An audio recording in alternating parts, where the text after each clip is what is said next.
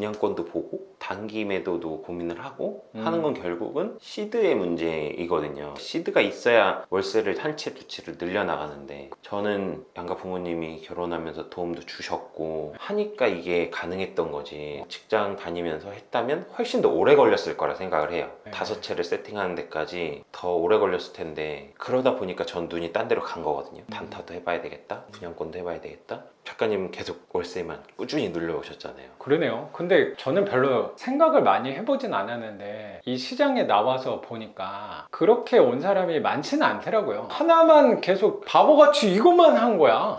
진짜 그런 사람이 많지 않긴 하더라고요.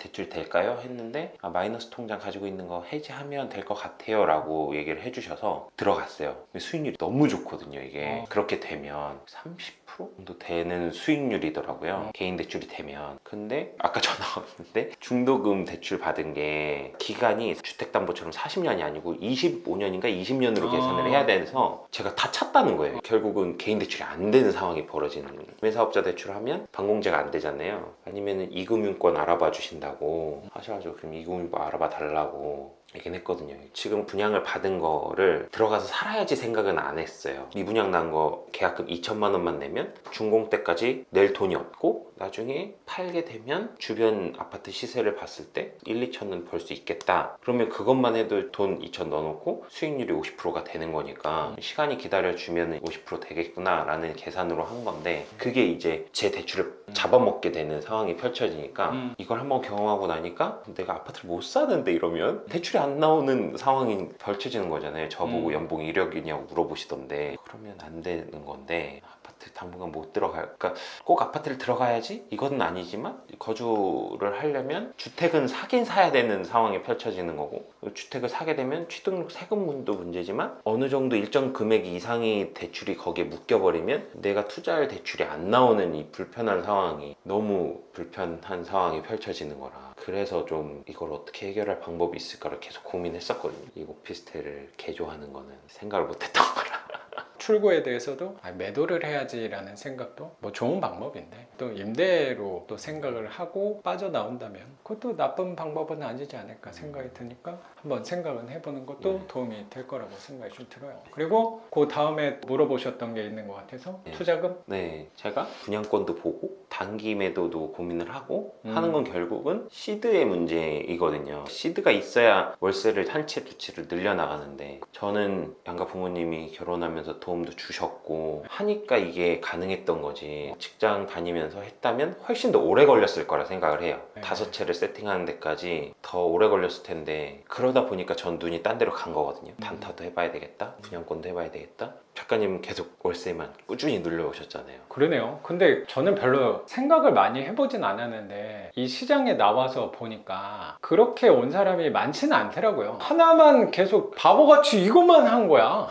진짜 그런 사람이 많지 않긴 하더라고요. 부동산에서도 말씀하신 대로 여러 종목들을 거치면서 어느 정도 월세 현금으로 하다가도 시세 차익으로 넘어가시는 분들도, 전문가분들도 저는 되게 많다는 생각도 들었던 것 같고, 큰 걸로 뭐 건물이나 아니면 빌딩이나 아니면 신축이나 이런 걸로 하시는 분들도 꽤 많은 것 같아요. 제가 시야가 짧아서 재능이 없어서 나는 이것만 한다는 생각도 되게 들어요. 근데 그 투자금에 대해서는 모르겠어요. 저 같은 경우는 투자금이 부족하면 일반적으로 하는 분들은, 교육생분들도 그런 문의를 저한테도 많이 하시긴 하는데, 4-5채 정도 하면은 투자금이 다 고갈이 되니까 그거를 갖고 이제 하나를 풀피를 만들어서 거기에 다음 물건에서 사용을 하고 하는 부분들을 얘기하시는 분들도 되게 많긴 한데, 근데 이 투자에 대해서는 제 나름대로는 원칙을 정확히, 이건 뭐 예전에 4년 전에 수업할 때도 제가 똑같이 얘기했을 거고 지금 수업할 때도 난 똑같이 얘기하는 것 중에 하나가, 내가 부동산을 사는 이유 중에 하나는 자산을 취득한다는 개념으로 갔던 것 같아요. 자산이라는 거는 뭐 잘 알고 있겠지만 내가 갖고 있을 때 돈을 넣어주는 거를 사야지라고 생각하고 꾸준히 왔다고 생각해요. 저도 집을 내놨을 때 선생님 아까 말씀하신 것처럼 그때 대출 안 나오고 어려움 겪었을 때 뭐 전세로 풀피로 예를 들어 1억에 산 거를 거를 1억 1천, 2천에 들어오겠다라고 한 사람들을 만났을 때 고민을 하게 되잖아요. 어차피 대출도 안 나오는데 전세로 만약에 받는다고 하면은 그거 그냥 대환해 버리고 풀피로 만들어서 그럼 다음 투자로 또 가면 되지 않을까? 그러면 모든 게 해결될 수도 있다고 생각도 드는데 풀피 땡기는 게 혹시 전세 시세가 떨어지거나 하면 그때 내가 또 불편해지지 않을까? 힘들어지지 않을까라는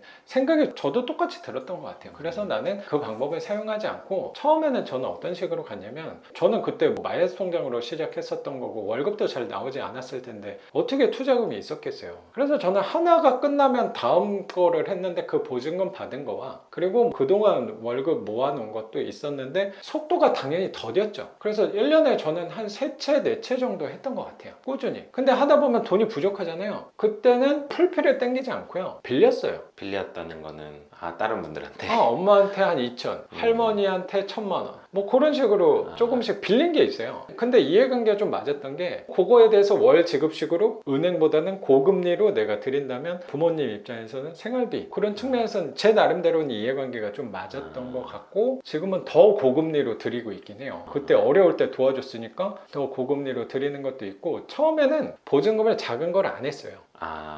안 했다기보다 못한 것도 있고 보증금을 큰 거를 선호했죠. 뭐 예를 들어서 지금 비율에서는 예를 들어 1000에 50이랑 뭐 2000에 45 뭐 그 정도가 같은 비율이잖아요. 네. 그러면 나는 2000에 45거를 먼저 했죠. 월세 차익이 큰 게 좋은데 1000에 50은 투자금이 조금 덜 회수되니까 우리 현금으로 투자하다 보면 다음 물건도 되게 중요하잖아요. 맞아요. 이번 물건의 수익률도 굉장히 중요하고 수익금도 굉장히 중요한데 이 세입자가 딱 들어오면 이 보증금 받아서 다음 물건을 하는 것도 되게 중요하잖아요. 우리 다음 물건을 해야 된다는 그 기대감과 희망도 분명히 있으니까. 근데 그때는 보증금이 좀 높고 월세가 좀 낮은 비율로 처음에는 받았다가 그게 지속이 되니까 나중에 이게 전세 성향처럼 되더라고요. 보증금이 높으니까 1000에 50을 빼줄 때는 그래도 덜 부담스러운데 2000에 45를 빼줄 때는 다음 물건이 그때 멈춰지더라고. 빼줘야 될 빼줄 때. 때. 선생님도 세입자가 좀 바뀐 적이 있었나? 있어요. 그렇죠. 우리 물건의 단점이라고 생각하는 거는 아파트랑 좀 다르다고 생각하는 게 세입자를 맞교환하는 거는 불편해지는 상황이 저는 있는 것 같아서 그럼 온전히 돈을 빼줘야 되는 일도 있을 시점이 거라고 있죠. 생각하거든요. 근데 전세는 그게 불가능하잖아요. 근데 우리는 보증금이 상대적으로 작으니까 항상 유동성은 챙겨놨던 것 같아요.